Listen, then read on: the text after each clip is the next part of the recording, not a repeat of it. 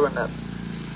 ఈ పాట వినగానే అదేంటి బ్రదర్ మీరు మా ఊరు వచ్చి ఎక్కడోళ్ళో జీవితం ఏ పాట అంటారేంటి? జీవితం చాలా గొప్పది, జీవితం చాలా అద్భుతమైంది, మానవునికి ఉన్న ఒకే ఒక జీవితం, ఇది చాలా అద్భుతమైంది కదా, ఈ జీవితాన్ని బాగా బ్రతకాలనే కదా చాలా డబ్బులు సంపాదించుకుంటున్నాం, చాలా జ్ఞానం సంపాదించుకుంటున్నాం, ఎక్కడెక్కడికో వెళ్ళి చాలా ఉన్నతమైన పదవులు చేస్తూ ఉన్నాం, ఉన్నతమైన ఉద్యోగాలు చేస్తూ ఉన్నాం, ఏవేవో సంపాదించుకొని ఏవేవో కూడబెట్టుకుంటున్నాం, చాలా చేస్తున్నాం కదా, మరి జీవితం ఏ పాటది అంటున్నారేంటి? జీవితం ముగిసిపోద్ది అనుకుంటున్నారా అని మీరు అనొచ్చు. ఒకటి చెప్తాను వినండి. ఈ మాట వినడానికి కాస్త ఇబ్బందిగా ఉండొచ్చు, ఒకవేళ ఈ మాటను తీసుకోవడానికి కూడా చాలా మందికి మనసు అంగీకరించకపోవచ్చు. కానీ ఒకటి నిజమండి, ఏంటి అని అంటే ఈ భూమి మీద పుట్టిన ప్రతి జీవి, ప్రతి వ్యక్తి ఏదో ఒక రోజు మరణించక తప్పదు. దేనికైనా గ్యారంటీ ఉంటుందో లేదో, వారంటీ ఉంటుందో లేదో తెలియదు, కానీ మనిషి జీవితంలో మనిషి ముగింపు మాత్రం గ్యారంటీ అండి. అంటే మనిషికి చావు మాత్రం గ్యారంటీ. ఏం బ్రదర్ చావు కోసం మాట్లాడుతున్నారు పొద్దున్నే మా గ్రామంలో అని మీరు అనుకోవద్దు, కానీ ఒక విషయం మాత్రం ఆలోచించండి చాలా జాగ్రత్తగా. ఏంటి అని అంటే చాలా మంది అనుకుంటారు ఏంటనంటే బ్రదర్ చాలా ఈ భూమి మీద పుట్టాం కాబట్టి బ్రతికినంతకాలం కష్టాలు నష్టాలు ఏదో రకంగా అనుభవించి ముందుకు కొనసాగించుకుంటూ వెళ్ళిపోతే, చచ్చిపోతే ఒకరోజు అయిపోద్ది నా జీవితం, అప్పుడు హ్యాపీగా ఉండొచ్చు అని అనుకుంటారు. ఒక మాట చెప్పమంటారా? చచ్చిపోతే జీవితం అయిపోద్ది అనుకుంటే మాత్రం అది మీ బ్రహ్మాత్రం అండి. ఎందుకనంటే చనిపోతే జీవితం అయిపోదండి, అసలు జీవితం చనిపోయిన తర్వాతే ప్రారంభమవుతుంది. అదేంటి బ్రదర్ అలా అంటారు? మరొక జన్మ ఉందంటారా అని మీకు ఆలోచన రావచ్చు. అలా కాదండి.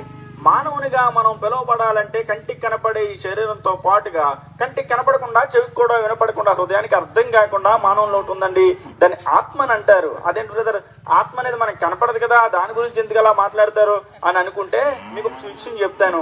ఆత్మ మనకి కంటికి కనపడదు కదా, అది లేదు అని అనుకుందాం కాసేపు. ఒకవేళ ఆత్మ కంటికి కనపడని ఆత్మ లేకపోతే ఈ దేహానికి పెట్టబడే పేరేంటో తెలుసా? శవం అని. అదేంటి బ్రదర్ అలా అంటారు? ఆ మాట మీరు అనొద్దు అని మీరు అనుకోవచ్చు. నిజమేనండి, మనిషి చనిపోయాడు అంటారు. ఏం చనిపోతాడు? ఏం వెళ్ళిపోయింది? ఏమి లేకుండా పోయిందంటే అన్నీ ఎక్కడే ఉన్నాయి. ఎప్పటి వరకు ఉన్న కళ్ళు అక్కడే ఉన్నాయి కదా, చేతులు అక్కడే ఉన్నాయి, కాళ్ళు సమస్త దేహ భాగాలన్నీ అక్కడే ఉన్నాయి. కానీ కంటికి కనపడకుండా, చెవికి వినపడకుండా, హృదయానికి కూడా అర్థం కాకుండా ఏదైతే ఆత్మ అనేది ఉందనుకున్నామో అది మాత్రమే ఇప్పుడు లేకుండా పోయింది. అది లేనప్పుడు మనిషిగా మనం పిలవరండి, మనకి పెట్టిన పేర్లు కానీ, మనల్ని పిలిచిన ప్రఖ్యాత కానీ, మనకున్న గౌరవం కానీ, మర్యాద కానీ మరేవి మనకు ఉండక ఒకే ఒక పేరుతో మనం పిలువబడతాం.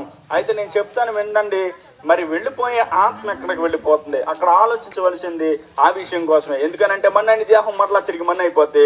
అద్భుతంగా ఒక గీతం కూడా పాడారు, ఏమనంటే కట్టెల పైన ఉన్న శరీరం కనిపించదు, కానీ మట్టిలో పెట్టిన మన దేహాన్ని కూడా తల్లి అయిన తండ్రిని ఎవరు గుర్తించలేరు. అంటే చూడండి, చనిపోయిన తర్వాత కొన్ని దినాలు, కొన్ని నెలలు అయిపోతే ఈ దేహం కనీసం గుర్తుపట్టలేని రీతిగా మారిపోద్ది. ఒక మాటలో చెప్పాలంటే ఈ శరీరం అనేది ఇక ఉండదండి. అయితే అలా వెళ్ళిపోయే ఈ దేహం గురించి కాదు, కానీ అలా మనం ఆలోచించవలసింది వెళ్ళిపోతుంది ఏంటి అని అంటే ఆత్మ అండి. ఆత్మ అనే దానికి చావు లేదు, అది యుగయుగాలు జీవించవలసి ఉంది. మరి జీవించవలసిన ఈ ఆత్మ ఎక్కడ జీవిస్తుంది అంటే అక్కడే మనం ఒక క్షణం ఆగి ఆలోచించవలసిన పరిస్థితి. ఏం ఆలోచించారు బ్రదర్? ఎక్కడ ఆలోచించాలి బ్రదర్ అంటే అవునండి, 2 స్థానాలు ఉన్నాయి ఆత్మ వెళ్ళడానికి. ఒకటి పరలోకం అండి, మరొకటి నరకం.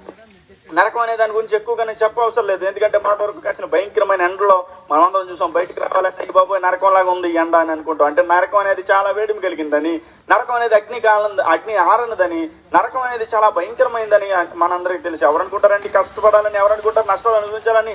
ఎవరు అనుకుంటారు చూస్తూ చూస్తూ అగ్నిలో కాలిపోవాలని? ఎవరు అనుకోరు. అందరూ అనుకుంటారు ఏమనంటే బ్రతికినంత కాలం చాలా కష్టాలు, ఇబ్బందులు, నష్టాలు అనుభవించాం కదండి, చచ్చిపోయాక మా ఆత్మ శాంతిగా ఉండాలనుకుంటారు. అందుకే కదా ఎవరైనా మనకి ఇష్టమైన వాళ్ళు చనిపోతే మీ ఆత్మ శాంతి చేకూరాలని మనం అంటాం. అంటే శాంతిగా ప్రశాంతంగా మన ఆత్మ ఉండాలని అనుకుంటాం. అయితే ఈ శాంతిగా ప్రశాంతంగా ఎక్కడ ఉంటుందంటే భగవంతుడు ఉండే స్థానం, అది పరలోకంలో మాత్రమే ఆత్మ శాంతిగా ఉంటుందండి. మరి అక్కడికి వెళ్ళిపోతాం కదండి, భగవంతుడికి మనం ఇష్టం కదా. అలాంటి నిజమేనండి, ఆయనకి మనం ఇష్టమే.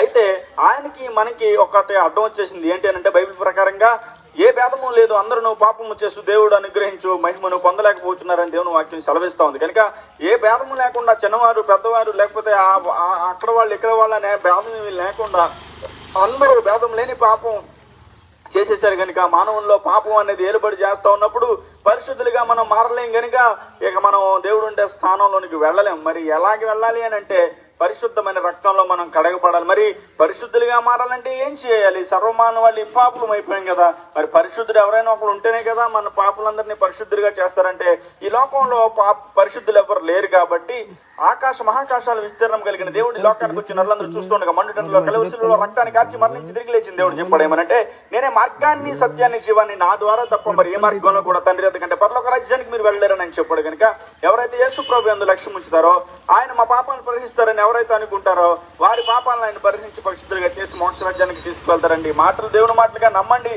ఆయన ఖచ్చితంగా మిమ్మల్ని పరలోక రాజ్యానికి తీసుకువెళ్తారు. ఒకవేళ ఈ మాటలు వింటున్న వాళ్ళు ఎవరైనా, బ్రదర్ మీరు మా ఊర్లో వచ్చి మేము నీతిమంతులు అండి, పాపులని మాట్లాడుతున్నారేంటండి, మేము ఎవరో పాపులం కాదు మీరు అని ఒకవేళ ఎవరైనా మీరు అనుకుంటే మీకు నిండా వందనాలండి.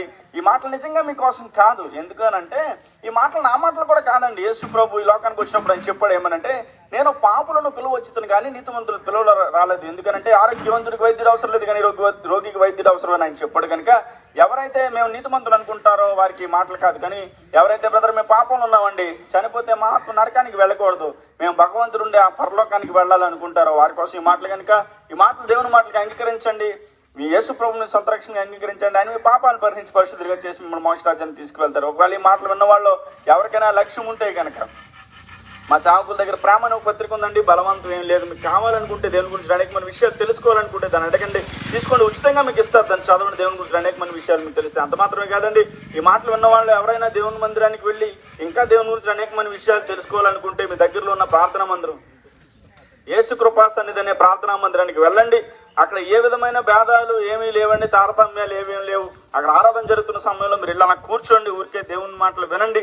ఖచ్చితంగా దేవుడు దైవ సేవకుని ముఖాంతరంలోంచి మీతో మాట్లాడి ఖచ్చితంగా ఆయన మీకు కార్యాన్ని కలిగించి మీ పాపాలను పరిహరించి పరిశుద్ధిగా చేసి మిమ్మల్ని మోక్షరాజ్యాన్ని తీసుకువెళ్తారు. ఈ మాటలు విన్న వాళ్ళు ఎవరికైనా లక్ష్యం ఉంటే మీరు ఉన్న చోట కళ్ళు మూసుకోండి. మీ కొరకు చిన్న ప్రార్థన చేస్తాను. ఈ ప్రార్థన మీ కుటుంబ వ్యక్తిగత జీవితాల్లో మారు మనసు కలిగజేసి పాపకి రక్షణ, రోగి స్వస్థ అనిపిస్తుంది. ప్రార్థన. ప్రేమ కలిగిన యేసయ్యా, కృప కలిగిన తండ్రి, నీ ఘనమైన శ్రేష్టమైన నామానికి స్తోత్రాలు చెల్లిస్తా ఉన్నాను తండ్రి. నడివీధిలో తండ్రి ఈ వాన సమయంలో ప్రభు నిలబడి నీ రాజ్యానికి వచ్చిన కొన్ని మాటలు మేము తెలియజేస్తా ఉన్నాం ప్రభు. ఎవరైతే విన్నారో వారిని గూర్చి ప్రభు తండ్రి మేము ప్రార్థన చేస్తా ఉన్నాం. పాపకి రక్షణ, రోగి స్వస్థత మీరు అనుగ్రహించండి. మీరు మీ రాజ్యంతో కూడా వచ్చినప్పుడు ఈ స్వార్థ పరిచయం జ్ఞాపకం చేసుకోండి. గ్రామంలో ఉన్న వారి పాడి పంట వ్యవసాయాలను, వ్యాపారాలను, ఉద్యోగాలను అన్నిటినీ మీరు జ్ఞాపకం చేసుకోండి. రావాల్సిన దీవెన ప్రతిఫలాలు మీరు దయచేయమని యేసు నామములో అడుగుచున్నాం తండ్రి. ఆమేన్.